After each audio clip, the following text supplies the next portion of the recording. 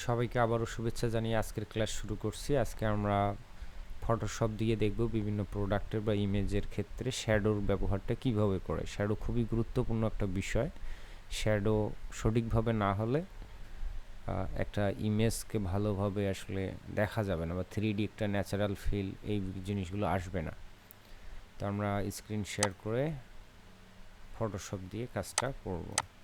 আমি এই জন্য ব্যবহার করতেছি 2023 ভার্সনের ফটোশপ। আমরা প্রথমেই দেখব যেটা খুবই প্রায়শই আমরা ব্যবহার করি আমাদের ছবির জন্য বা ক্লায়েন্টের ছবির জন্য ব্যবহার করতে পারেন, কোনো সমস্যা নেই। যে কোনো একটা ইমেজ নেন, আমরা প্রায়শই ইমেজ এডিটিং করি, তাই না? তো আমি খুব কুইকলি সাবজেক্টটাকে ডিডাক্ট করব। এর জন্য কি করব, অবজেক্ট সিলেকশন টুলের সাহায্যে এভাবে মার্ক করে দিলাম, দেন কন্ট্রোল জে।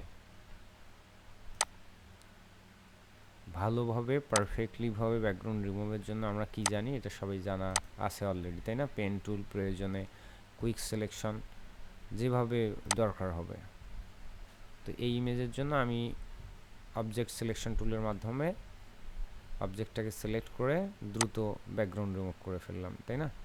তো এই যে এই লেয়ারটাকে ধরে আমরা এখানে ডাবল ক্লিক করব ডান দিকে, দেখেন ড্রপ শ্যাডো, এটাকেই আবার বলা হয়ে থাকে ব্যাকড্রপ, বা যে কোনো প্রফেশনাল ফটোশ্যুটের ক্ষেত্রে ব্যাকড্রপ শ্যাডো, অর্থাৎ পিছন দিকে একটা সুন্দর শ্যাডো থাকে।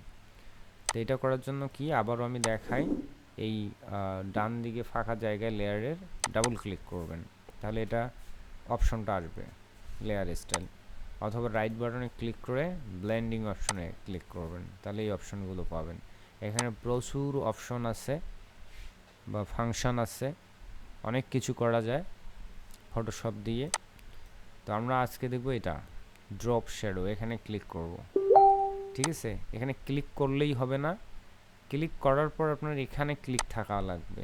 এখানে যদি ক্লিক দেন তাহলে হবে কি, আপনি এইটার জন্য এই অপশনগুলো পাবেন। তা না হলে আপনি এখানে টিকমার্ক দিচ্ছেন কিন্তু সিলেক্ট করে আছেন আলাদা আর একটা লেয়ার, আলাদা আর একটা লেয়ারে সিলেক্ট আছেন, তাহলে ফাংশন আলাদা দেখাবে, কিন্তু এইটার ফাংশন আপনি খুঁজে পাবেন না। তো যেটাতে কাজ করবেন সেটাতে এইভাবে সিলেক্ট করে নেবেন, তাহলে অপশনগুলো পাবেন। এখানে বোঝানোর তেমন কিছুই নেই, বা আবার বোঝানোর অনেক কিছু আছে। এখানে দেখেন ব্লেন্ড মোড নর্মাল করা আছে, ঠিক আছে? তো স্বাভাবিকভাবে নর্মাল থাকবে, তবে চাইলে এখানে ডার্কেন আছে, মাল্টিপ্লি আছে, কালার বার্ন আছে, অনেক কিছু আছে। অর্থাৎ আমরা যে শ্যাডোটা তৈরি করব সেই শ্যাডোটা কিভাবে লেয়ারের সঙ্গে মিক্সড হবে, ব্লেন্ডিং হবে, ঠিক আছে? আর এখানে হচ্ছে অপাসিটি। তো অপাসিটি কি একটু পরে বোঝাচ্ছি। প্রথমে তো ডিস্টেন্স থেকে আসি, যে শ্যাডোটা কত দূরে পড়বে। ডিস্টেন্স বাড়িয়ে দেন, দেখেন শ্যাডোটা এদিকে পড়তেছে, একটু দূরত্বে বাড়তেছে। এখন শ্যাডোটা কি আপনি এইদিকেই চাচ্ছেন, নাকি এইদিকে চাচ্ছেন, না উপরে, কোন দিকে যাবে? এখান থেকে ডিরেকশন দিতে পারবেন। অ্যাঙ্গেল, এটা 30 ডিগ্রি অ্যাঙ্গেলের আছে। আপনি চাইলে এখানে 0 ডিগ্রিতে রাখবেন, তাহলে সোজা বরাবর থাকলো, ঠিক আছে? চাইলে আপনি এটাকে ঘুরিয়ে অ্যাঙ্গেলটাকে এদিকে নিয়ে আসতে পারেন, তাহলে বিপরীত পাশে আসতেছে। এইভাবে অ্যাঙ্গেল পরিবর্তন করা হয়। তা আমরা যদি এই পাশে চাই, তাহলে ওই পাশে কাটাটা দেখিয়ে দিব এই দিকে। এটা হচ্ছে অ্যাঙ্গেল। আর এই যে শ্যাডোটা কত হার্ডলি হবে বা কত স্পষ্ট চোখে পড়বে, এটা মূলত এখানে অপাসিটি ব্যালেন্সের মাধ্যমে করতে পারেন। আমি 100% দিলাম, অর্থাৎ একদম ব্ল্যাক দেখাচ্ছে। তো শ্যাডো কি আসলেই ব্ল্যাক হয়? এত হয় না। তো শ্যাডোকে একটা শ্যাডোর মতো ফিল দেওয়ার জন্য আমরা অপাসিটি কমিয়ে দিব, ঠিক আছে? আপাতত দিলাম। তারপরে কি হয়, শ্যাডো এত শার্প থাকে না। শ্যাডোতে যদি আপনি স্মুথনেস দিতে চান, তাহলে এখান থেকে সাইজ একটু বাড়িয়ে দিবেন, তাহলে কর্নারগুলো দেখেন ধীরে ধীরে স্মুথ হচ্ছে, যেটাকে বলা হয় ব্লার ইফেক্ট আসতেছে শ্যাডোর মধ্যে। আপনি ডিস্টেন্স আরও কত দূরে সরাতে চান, ডিস্টেন্স এইভাবে অনেক দূর সরানো যাবে, ঠিক আছে? অনেক দূরে পড়বে। অপাসিটি প্রয়োজনে আরও কমিয়ে নিতে পারেন, যাতে একটা ন্যাচারাল ফিল আসে। তারপরে এখানকার যে কোয়ালিটিটা, সেটা এখানে কতগুলো গ্রাফ আছে, আপনি চাইলে গ্রাফগুলো ব্যবহার করার মাধ্যমে শ্যাডোর কোয়ালিটি, ধরন এগুলো নিতে পারেন। অনেক সময় দেখা যায় না শ্যাডোর উপর শ্যাডো পড়ে যখন বহু দিক থেকে লাইটিং আসে বা লাইট সোর্স থাকে বহু দিকে এরকম। আর যদি কোনো কিছু না দিতে চান জাস্ট এটা ডিফল্ট অবস্থায় গেল। আর এই ফাংশনগুলো তেমন কোনো ব্যবহার নেই। স্প্রেড অর্থাৎ কেমনভাবে ছড়িয়ে যাবে আপনার শ্যাডোটা এখান থেকে স্প্রেড দিতে পারেন। তো এটা 0 রাখাই বেটার ন্যাচারাল শ্যাডো দেওয়ার ক্ষেত্রে। আর এই যে ফাংশন টাংশন যাই থাকুক না কেন, এই ডিরেকশনের ক্ষেত্রে এত কষ্ট করার দরকার না, আপনি এই জায়গায় ধরবেন। এইভাবে কাজ করতে এখানে দেখেন সিলেক্ট করে আপনি এই দিকে টেনে নিচে উপরে ইচ্ছা মতো মাউসের সাহায্যে এটা দ্রুত করতে পারেন। এটা শর্টকাট টেকনিক, একটু বুদ্ধি। তা আমরা শ্যাডোটাকে এই দিকেই দিচ্ছি, একটু নিচে ডাউন করে দিচ্ছি বা এই দিকে বরাবর রাখেন। বহুভাবে এই শ্যাডোটার আপনি ধরন দিতে পারেন। তা আমরা প্রাথমিক অবস্থায় এই রকম করে রাখলাম। আর অপাসিটি একটু কমিয়ে নেই, শ্যাডোর তো এরকম দিতে পারি। আচ্ছা থাকুক। দেন ওকে ক্লিক করলাম। করার পর এখানে রাইট বাটনে ক্লিক করে আমরা ক্রিয়েট লেয়ারে ক্লিক দেব। কারণ কি আমরা আরও কিছুটা ন্যাচারাল ফিল দিতে চাই শ্যাডোতে। ক্রিয়েট লেয়ার দিলে হবে কি, প্রথমত দেখায় যে কেন ক্রিয়েট লেয়ার করবো, তাই না? এই লেয়ারটার সঙ্গে শ্যাডোটাও আছে, মেইন ইমেজটাও আছে। দেখেন এই যে শ্যাডো, আমি ব্যাকগ্রাউন্ডে একটা কালার দেই আগে, যে কোনো একটা সলিড কালার, তাহলে বুঝতে পারবেন ঘটনাটা কি হচ্ছে আর কি। দিলাম।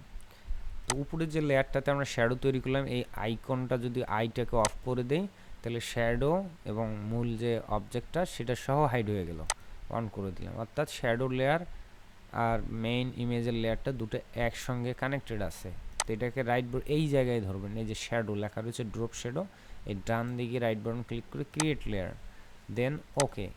এবার কি হয়েছে, শ্যাডোটা আলাদাভাবে সেপারেট হয়ে গিয়েছে এবং অরিজিনাল ইমেজের লেয়ারটা সেপারেট হয়েছে। বুঝতে পারছি?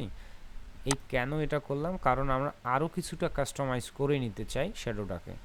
এটাকে ধরে আপনি চাইলে একটু এদিকে সরায় নিতে পারেন, হ্যাঁ, এইদিকে সরিয়ে নিতে পারেন, নিচে নামিয়ে নিতে পারেন, এমনটা করতে পারেন। তা আমরা কিছুটা ন্যাচারাল ফিল দেওয়ার জন্য একটু চাপে নিয়ে আসলাম এদিকে।